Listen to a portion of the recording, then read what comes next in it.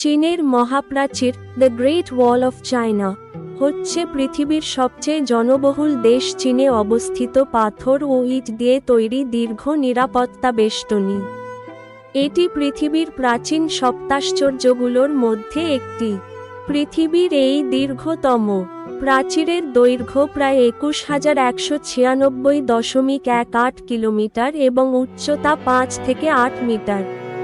প্রাচীরটি চওড়ায় প্রায় ৯.৭৫ মিটার। প্রশস্ত প্রাচীরের ওপর চলাচলের জন্য রাস্তা করা আছে। কথিত আছে, চীনের মহাপ্রাচীরের ওপর দিয়ে ১২ জোড়া ঘোড়া একসঙ্গে চলাচল করতে পারত। খ্রিস্টপূর্ব ৭ম শতক থেকে খ্রিস্টীয় ষোড়শ শতক পর্যন্ত সময়ে চীনের উত্তর সীমান্ত রক্ষা করার জন্য এই প্রাচীর তৈরি করা হয়। এই সময় প্রায় একই রকম অনেক প্রাচীর তৈরি করা হয়েছিল। তবে খ্রিস্টপূর্বাব্দ ২২০ থেকে ২০০ খ্রিস্টপূর্বাব্দের মধ্যবর্তী সময়ে চীনের প্রথম সম্রাট কিন শি হুয়াংয়ের অধীনে নির্মিত প্রাচীরটি সবচেয়ে বিখ্যাত।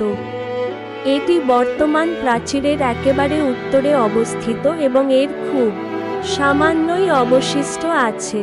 প্রাচীরের মূল অংশের নির্মাণ শুরু হয়েছিল প্রায় খ্রিস্টপূর্ব ২০০৮ সালের দিকে। চীনের প্রথম সম্রাট কিন শি হুয়াংই এটি প্রথম ব্যবহার করা শুরু করেছিলেন এবং শত্রুর হাত থেকে নিজের সাম্রাজ্যকে রক্ষার জন্য প্রাচীরটি আরও দীর্ঘ করেন। সেই সময় মাঞ্চুরিয়া আর মঙ্গোলিয়ার যাযাবর দস্যুরা চীনের বিভিন্ন অংশে আক্রমণ করত এবং বিভিন্ন ক্ষতি সাধন করত। দস্যুদের হাত থেকে চীনকে রক্ষা করার জন্য এই প্রাচীর তৈরি করা হয়েছিল। হান, সুই, নরদান ও জিং সাম্রাজ্যের সময়ও ইতিহাসে একই কারণে চীনের মহাপ্রাচীরের পরিবর্তন, সম্প্রসারণ ও পুনর্নির্মাণের উল্লেখ আছে। চীনের মহাপ্রাচীর চাঁদ থেকে দেখা যায় বলে জনশ্রুতি থাকলেও এটি সত্য নয়। তবে কয়েকজন নভোচারী আন্তর্জাতিক মহাকাশ স্টেশন থেকে এটি দেখতে পাওয়ার দাবি করেছেন।